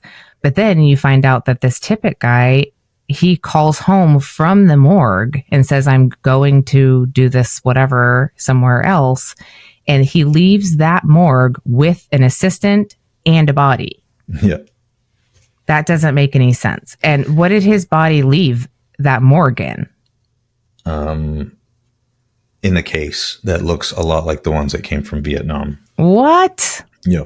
So a basic shipping, basically a shipping casket. Looks a lot like the one that I showed you earlier. So you've got JFK, who's supposedly in this mahogany, beautiful container, and then you've got this Tippit in the shipping casket. Correct. So 2 bodies, 2 caskets. So I put some pictures on here. This is the work of a guy by the name, I think it's Robert D. Morningstar. This was in 1996. He started doing a lot of this work and putting a lot of this Tippit and JFK information together. And so these are some comparisons that he put together. This is not my work, and it's copyrighted by him, and it's all there on the bottom for you to see. But if you take the side by side of JFK and Tippit, it is shocking how close they look. But you look at his eyebrows. Obviously, his eyebrows are way bushier. His hairline's a little higher. You'll notice he has a little bit more of kind of a widow's peak, and his ears kind of hang out a little bit more. But this is the part I want you to pay attention to, is this loop of his ear here.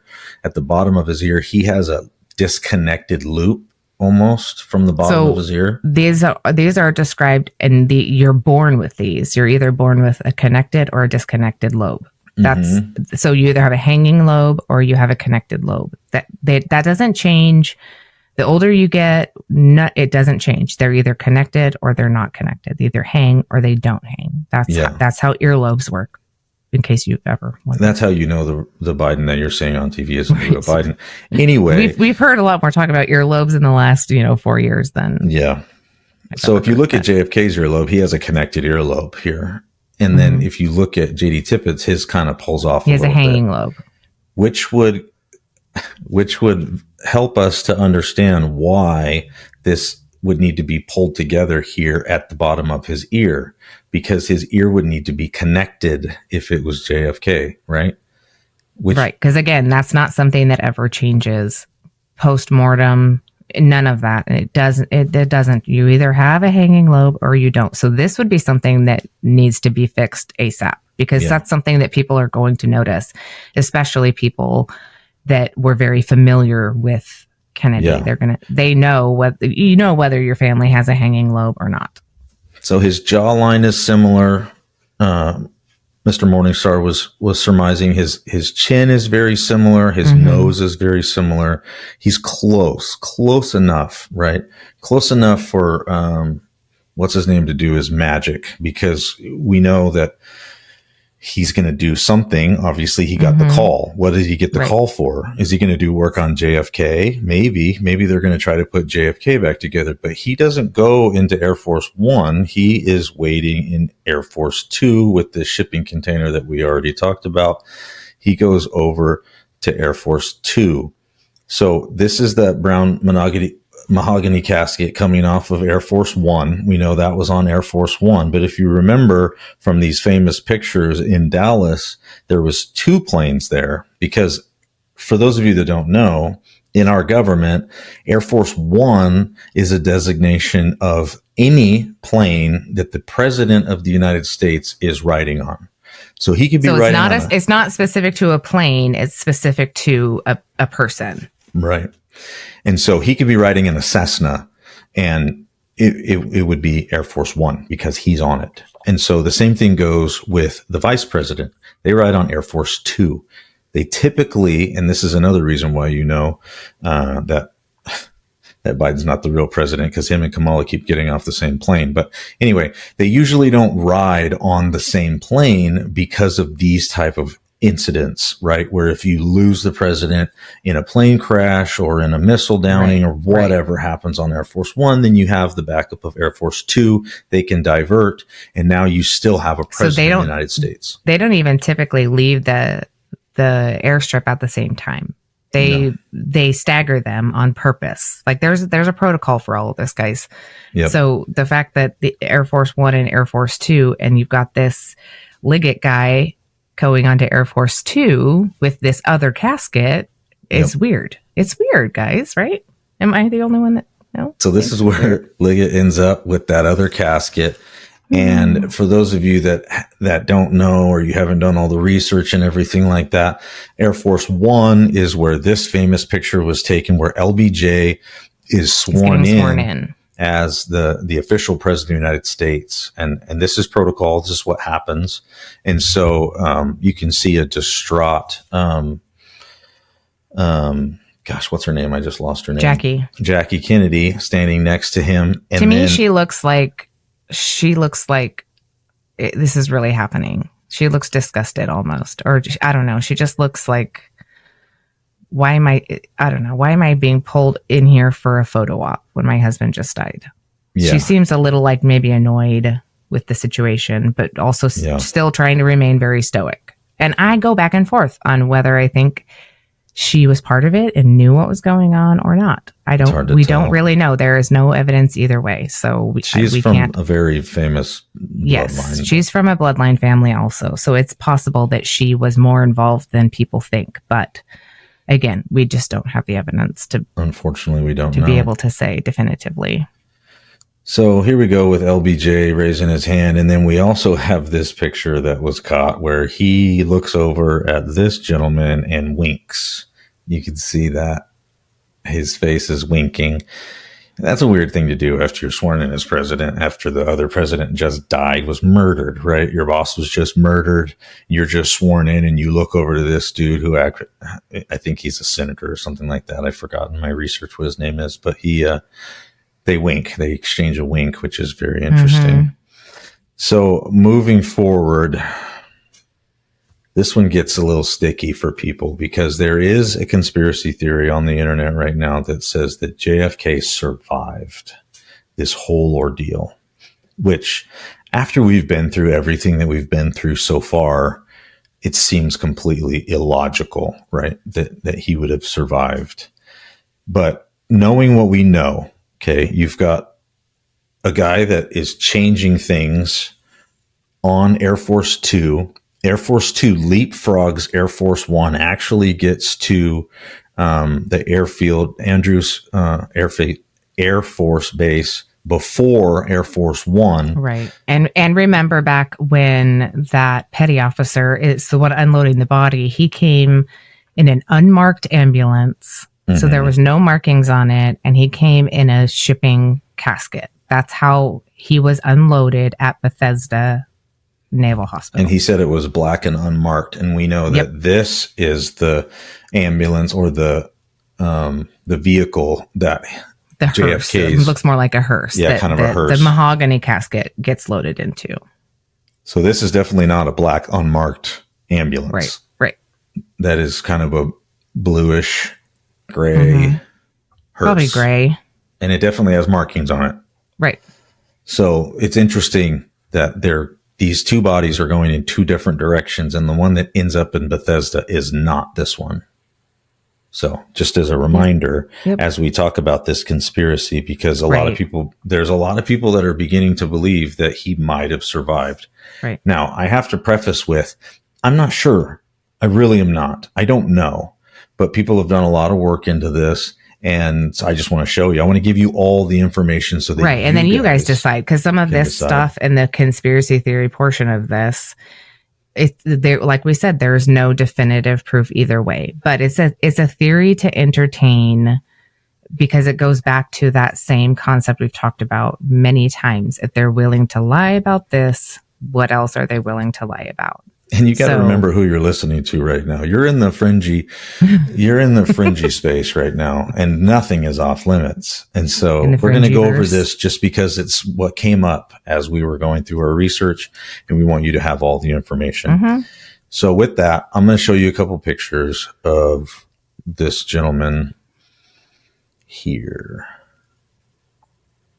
So this gentleman's name is Russell Pickett, and he's a sweet looking old man. Mm-hmm. He did kind of this photo shoot because he was invited to the 75th anniversary of D-Day, Normandy, right? The invasion of Normandy. It was in Normandy, France, and he was asked to be there. He was a veteran, and he was kind of an honorary guest. Many honorary guests get to go to these type of things on something called, what is that? Angel Flight? Angel Flights, I think. Yeah. It's a really cool organization where they'll pick up these veterans and let them go do these cool things. And this is one of the gentlemen that got to go to Normandy, and he was in the news, and they had all these pictures taken of him. But what I want you to look at on this guy, because he is cute, but what I want you to look at but that's not the point. Yeah. I love old people, by the way, for those of you that don't know. He does. He has something going on the right side of his face, as you can see. He's got kind of a droopy eye, and his face is kind of sagging. Now, one can say maybe he had Bell's palsy in his life. Or a stroke. Or something like that.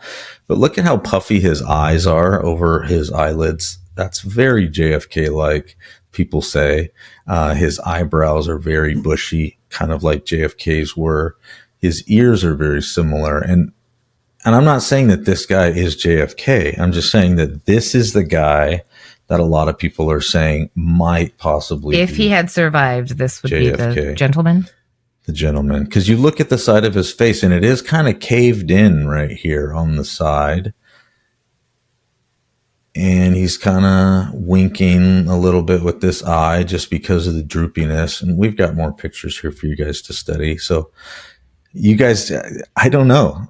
I just want, this is kind of the fun part, the end of this whole series that we're doing. And if we're going to talk about fringy things, this is a fun one to do. So look at his and give us your opinion here. Yeah. His wrinkle lines are very interesting on how they formed, right? Because wrinkle lines form very specifically. So you see JFK's wrinkle lines here. And if you're not watching this on Spotify or YouTube, you guys need to check it out because it's very interesting.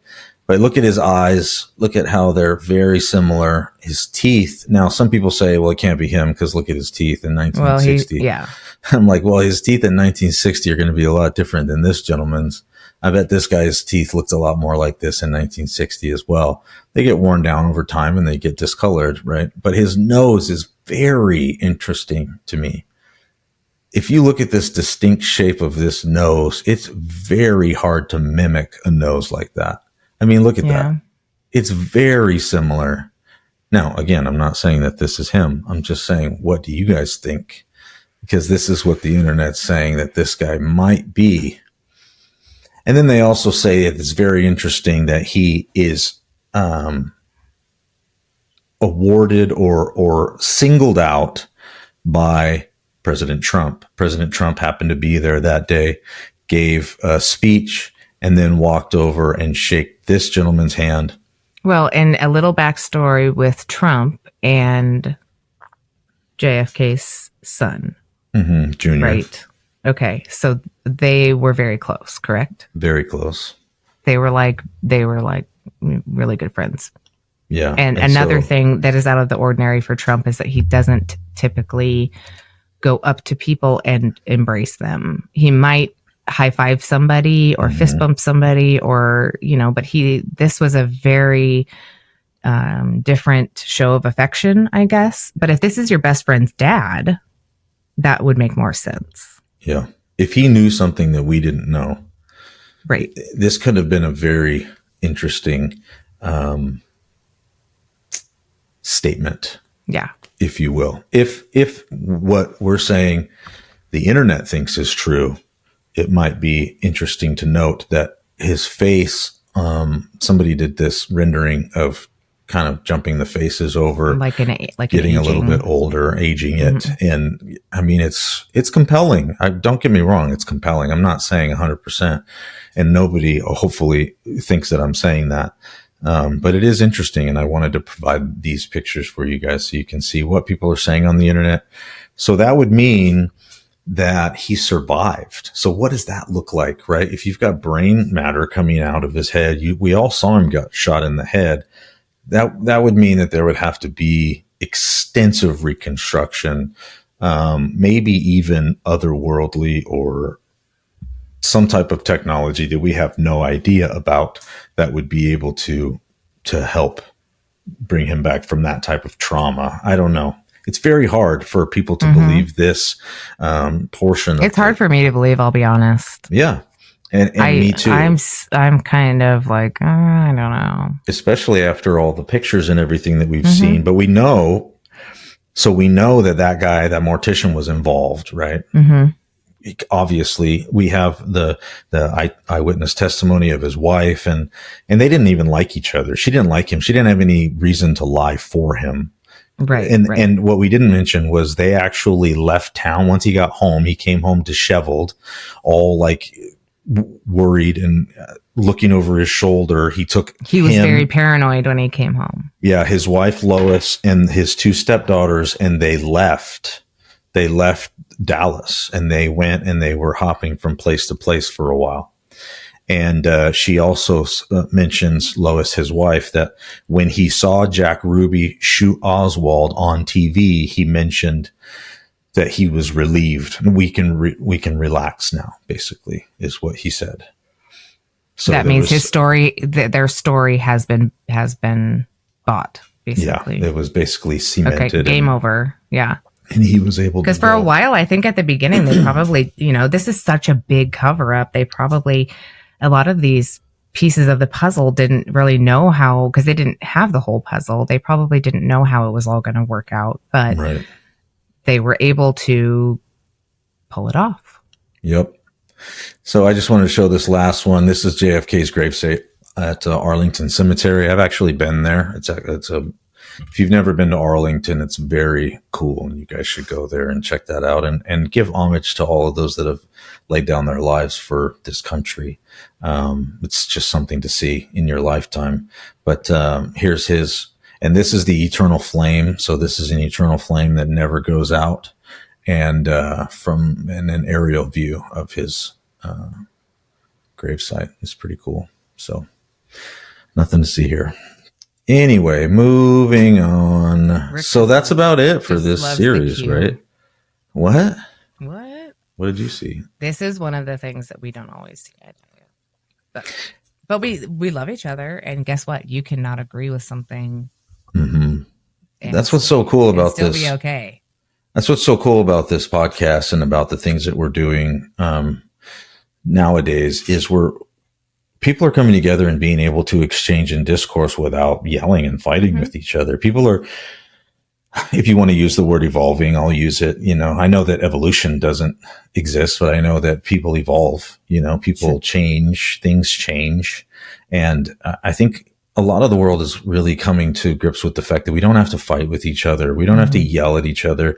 If you don't think that this stuff is true, or you don't like what we're saying on here, that's great. There's a button up at the top corner where you can just hit, and all of it goes away, and you don't even have to listen to any of it anymore. That's the beauty of it. And we have choice, right? We have free will, and all of this research that we've done, I can tell you for a fact, has been laborsome, and it's hard to get all of these pieces and all these parts because it's very hidden, very well suppressed. But I think we've laid out a pretty good timeline of events. There's so much more. Like I said, the biggest thing that we've given you is names to look into. Look into these names. Look at, because these are the actual police reports that happened that day from this guy that goes into his workplace that's covered in crap, for lack of a better term.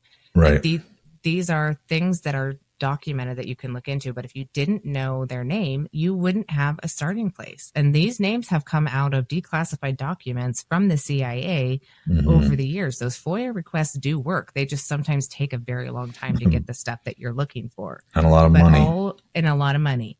But all this information has been FOIA'd and is available now, but it's so far from the event that, they're like, who cares anymore? Like, we've got bigger things going on than somebody trying to connect the dots to this JFK thing.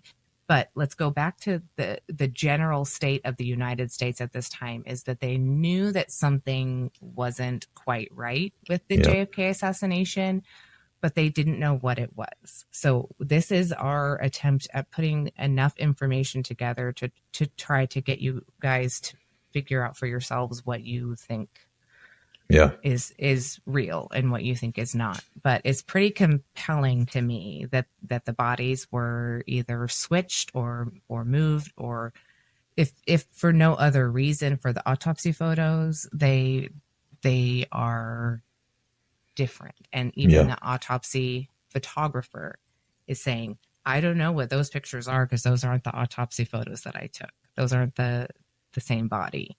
Yeah.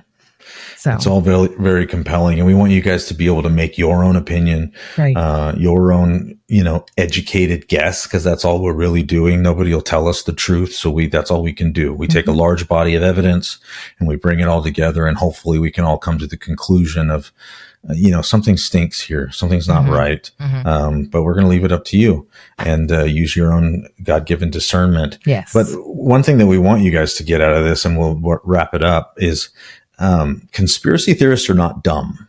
And this is one thing that a lot of people like to say is, oh, you're just one of those stupid conspiracy theorists. Let me tell you something about conspiracy. They're not dumb. There are a lot of things, but they're not dumb. The amount of research and effort and digging that went into this, and I'm not talking about us, I'm talking about the conspiracy theorists that have been doing this for 60 years, digging into this. They haven't given up. They just keep digging and keep digging and keep digging. And if you think finding stuff. Yeah, if you think a conspiracy theorist is dumb or lazy, you got another thing coming. Because let's remember that the term conspiracy theorist was brought to us by your friendly neighborhood CIA agents. So they had those trigger words that we've talked about a million times, and conspiracy theorist is one of them.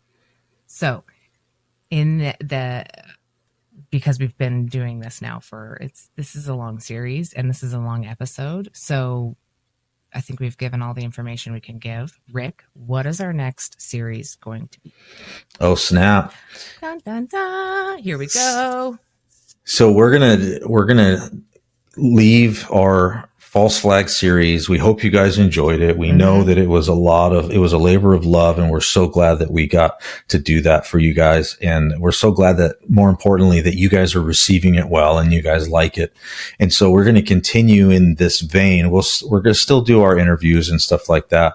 Obviously we love to pepper those things in there and love having conversations with very unique and interesting people, that have a lot to say.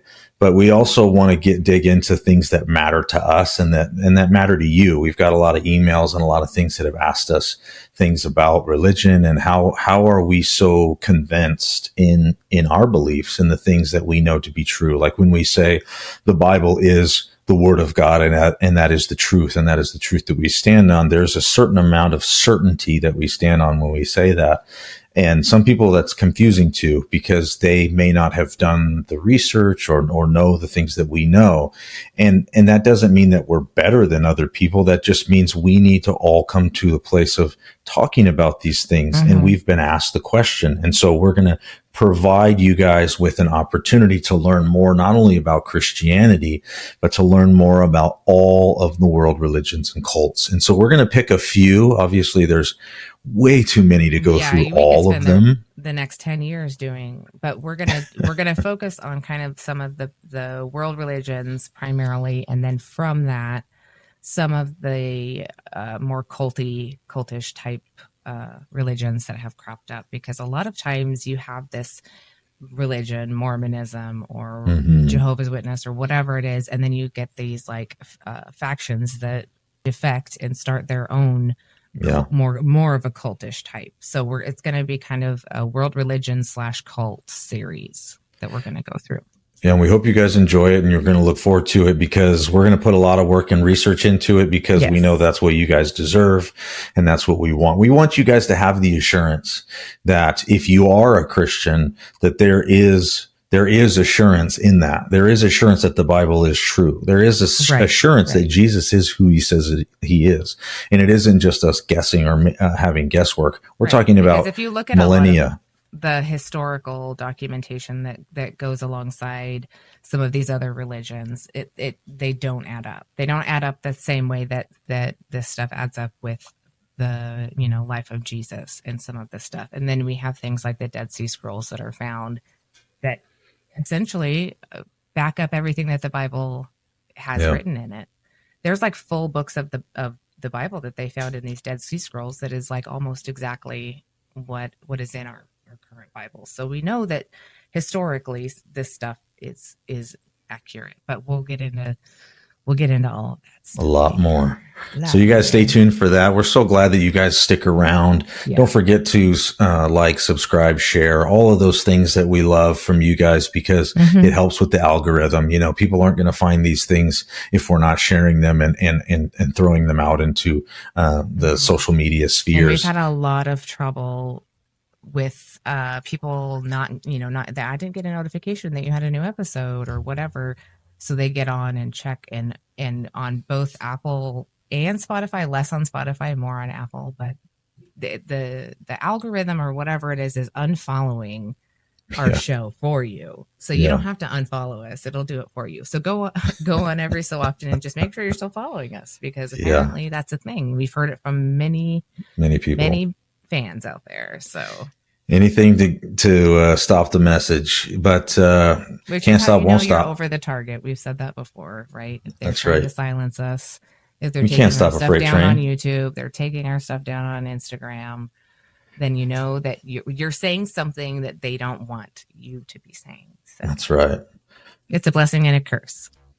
All right, you guys, we love each and every one of you, and we're so thankful for you. We hope that your life is a blessing to others, that you will go out into the world and be the salt and light, the truth, and the life for people. People need goodness and love and to be treated well, and we can do that in our everyday lives. So bring a little bit of hope and sunshine to somebody's life. Love people the way that you would love to be treated, and do as Jesus says, love God and love others. That's really the only commandment that he gives us that is worth really, really digging into and thinking about how can we do that each and every day in our lives. But with that, we're going to get out of here. We love you guys, and we'll talk to you on the next one. Bye.